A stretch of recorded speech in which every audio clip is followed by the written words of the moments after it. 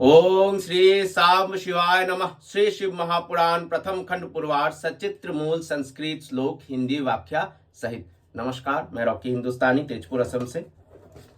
आज मैं श्री शिव महापुराण के अंतर्गत जो द्वितीय रुद्र संहिता है उसका जो चतुर्थ खंड है कुमार खंड, उसमें आज अथो चतुर्दशोध्याय यानी कि चौथे अध्याय का पाठ करने जा रहा हूं, जहां द्वार रक्षक गणेश तथा शिव गणों का परस्पर विवाद।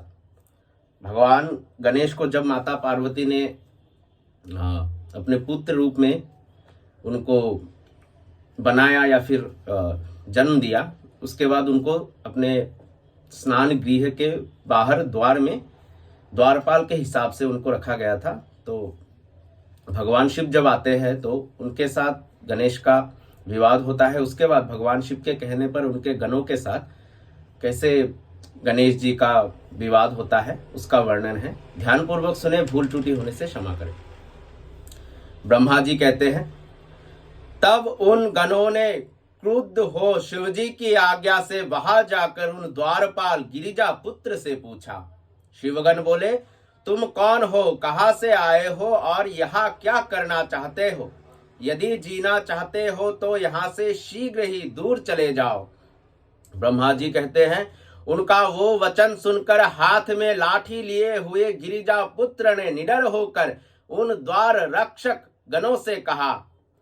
गणेश जी कहते हैं, आप लोग कौन हैं और कहां से आए हैं? आप लोग तो बहुत ही सुंदर है, शीघ्र ही यहाँ से दूर हो जाइए। विरोध करने के लिए यहाँ क्यों स्थित है? ब्रह्मा जी कहते हैं, इस प्रकार उनके वचन को सुनकर शिवजी के सभी महावीर गणों ने आश्चर्यचकित होकर परस्पर हास्य करके कहा। शिवजी के उन पार्षदों ने आपस में बातें करके कुपित मन होकर उन द्वारपाल गणेश जी से कहा। शिवगण बोले, सुनिए, हम सब शिवजी के श्रेष्ठ गण ही यहाँ के द्वारपाल है। हम उन विभु शंकर की आज्ञा से तुम्हें यहाँ से हटाने के लिए आए हैं। तुमको भी एक गण समझकर हम तुम्हारा वध नहीं करते, अन्यथा तुम मार दिए गए होते। तुम स्वयं यहाँ से हट जाओ, क्यों मरना चाहते हो? ब्रह्मा जी कहते हैं, इस प्रकार कहे जाने के बाद भी गिरिजा पुत्र निर्भय गणेश शंकर गणों को बहुत फटकार कर द्वार से नहीं हटे। तब वहां के उन संपूर्ण शिव गणों ने भी गणेश जी का वचन सुनकर शिवजी के पास जाकर उस वृत्तांत को निवेदित किया।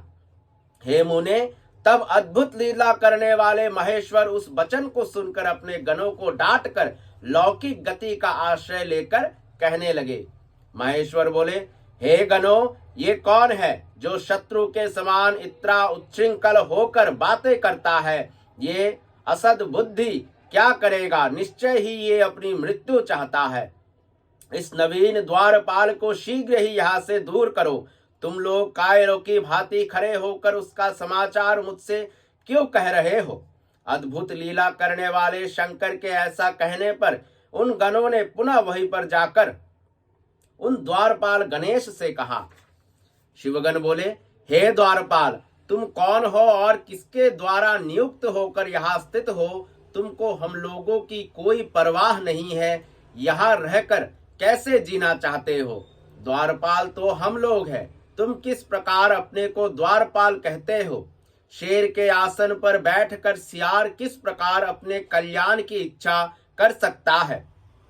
हे मूर्ख, तुम तभी तक गर्जना कर रहे हो जब तक तुम शिव गणों के पराक्रम का अनुभव नहीं कर पा लेते हो। अभी जब तुम अनुभव कर लोगे तब धराशायी हो जाओगे।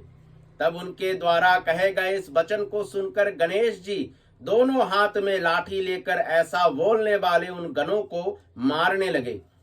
तदंतर शिवापुत्र गणेश ने निडर होकर शंकर के महावीर गणों को घुरक कर कहा। पार्वती पुत्र बोले, जाओ जाओ, यहाँ से दूर चले जाओ, अन्यथा मैं तुम लोगों को प्रचंड पराक्रम दिखाऊंगा जिससे तुम लोग उपहास संपन्न हो जाओगे। तब उन गिरिजा पुत्र की ये बात सुनकर शंकर के वे गण आपस में कहने लगे। शिवगण बोले, अब हमें क्या करना चाहिए, कहाँ जाना चाहिए? कहने पर भी ये हमारी बात नहीं मानता। हम लोग तो मर्यादा की रक्षा करते हैं, इसने ऐसी बात किस प्रकार कही। ब्रह्मा जी कहते हैं, तब शिव के सभी गणों ने कैलाश से 1 कोस की दूरी पर स्थित शंकर जी से जाकर वो सब कहा। तब हाथ में त्रिशूल धारण किए हुए उग्र बुद्धि परमेश्वर शिव जी ने हंसकर वीरमानी अपने उन गणों को कहा। शिव जी कहते हैं, हे गणों, तुम लोग कायर हो, वीरमानी वीर नहीं हो। मेरे सामने तुम लोग ऐसा कहने के योग्य नहीं हो। डांटे जाने पर वो पुनः क्या कह सकता है। तुम लोग जाओ, उस पर प्रहार करो, चाहे वो कोई क्यों ना हो। मैं तुम लोगों से अधिक क्या कहूं, चाहे जैसे भी हो उसे वहां से हटाओ। ब्रह्मा जी कहते हैं, हे मुनीश्वर, जब महेश्वर ने अपने श्रेष्ठ गणों को इस प्रकार फटकारा, तब वे गण पुनः वहां गए और बोले। शिवगण बोले, अरे बालक सुनो, तुम हठ पूर्वक क्यों व्यर्थ बकवास करते हो। अब तुम यहाँ से दूर चले जाओ, अन्यथा तुम्हारी मृत्यु हो जाएगी। ब्रह्मा जी कहते हैं, शिव के आज्ञाकारी उन गणों का निश्चय पूर्वक वचन सुनकर मैं क्या करूं, ये सोचकर पार्वती पुत्र गणेश जी बहुत दुखी हुए। इसी बीच द्वार पर गणों का तथा गणेश का कलह सुनकर देवी पार्वती ने अपनी सखी से कहा, देखो द्वार पर किस प्रकार का कलह हो रहा है।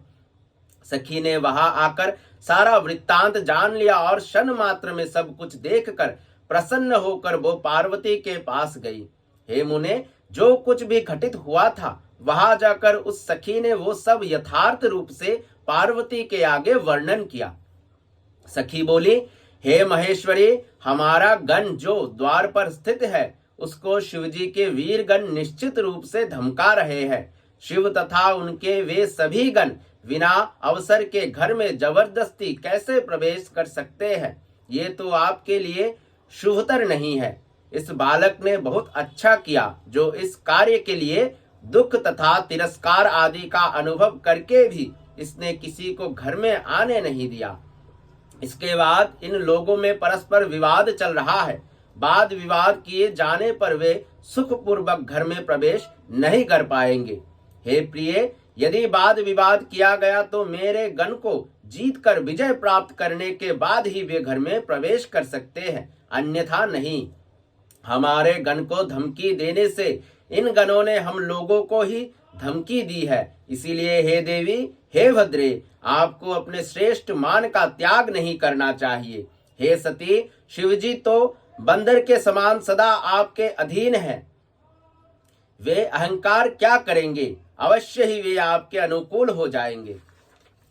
ब्रह्मा जी कहते हैं, आश्चर्य है कि वे सती पार्वती स्वेच्छा से क्षण भर वहां रुक गई और वे मानिनी होकर अपने मन में कहने लगी। शिवा बोली, अहो, ये बड़े आश्चर्य की बात है कि शिव के गण क्षण मात्र भी रुक नहीं सके। इस प्रकार प्रवेश का हठ उन लोगों ने कैसे ठान लिया। अब इस निमित्त उनसे विनय अथवा अन्य उपाय करना उचित प्रतीत नहीं हो रहा है। जो होना होगा वही होगा। मैंने जो कर दिया है उसे अन्यथा कैसे कर सकती हूँ। ऐसा कहकर प्रिया पार्वती ने अपनी सखी को बहा भेजा। वो सखी आकर पार्वती पुत्र गणेश से प्रिया पार्वती द्वारा कही गई बात कहने लगी।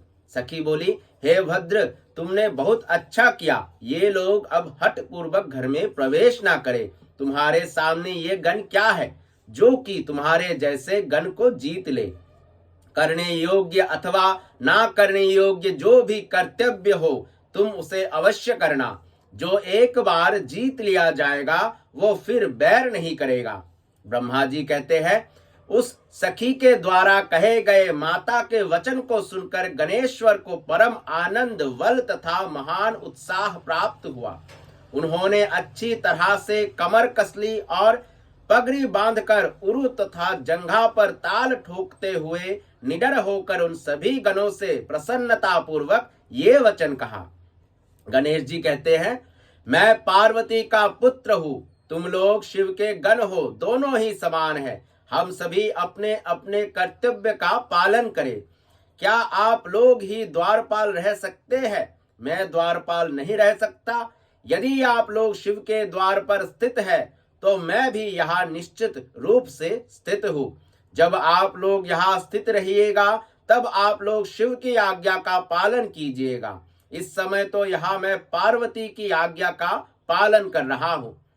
हे वीरों, ये सत्य है, मैंने उचित निर्णय लिया है। इसीलिए हे शिवगणों, आप लोग मेरा वचन आदर पूर्वक सुन ले।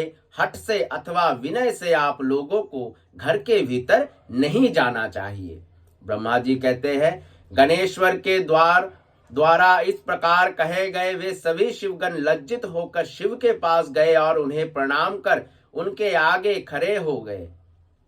खड़े होकर उन लोगों ने वो सारा अद्भुत वृत्तांत शिवजी से निवेदन किया। इसके बाद फिर हाथ जोड़कर सिर झुकाए हुए वे शिवजी की स्तुति कर उनके आगे खड़े हो गए। तब अपने गणों के द्वारा कहे गए उस समाचार को सुनकर शिवजी लौकिक व्यवहार का आश्रय लेकर ये वचन कहने लगे। शंकर जी बोले, हे समस्त गणों सुनो, युद्ध करना भी उचित नहीं है, क्योंकि तुम लोग हमारे गण हो और वो बालक पार्वती का गण है।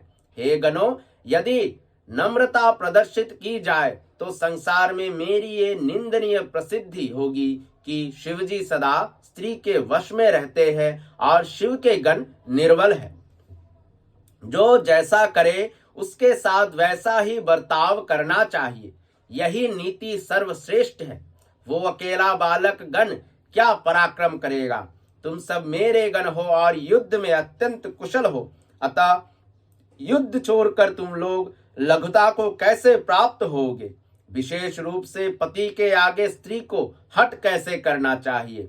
हठ करके वो पार्वती उसका फल अवश्य प्राप्त करेगी। इसीलिए हे वीरों, तुम सब मेरी बात आदर पूर्वक सुनो। तुम लोग अवश्य युद्ध करो। जो होनहार है वो तो होकर ही रहेगा। ब्रह्मा जी बोले, हे ब्राह्मणों, हे मुनि श्रेष्ठ, अनेक प्रकार की लीलाएं करने में प्रवीण शंकर जी ऐसा कहकर लौकिक गति प्रदर्शित करते हुए चुप हो गए। इस प्रकार श्री शिव महापुराण के अंतर्गत द्वितीय रुद्र संहिता के चतुर्थ कुमार खंड में गण विवाद वर्णन नामक 14वां अध्याय पूर्ण हुआ।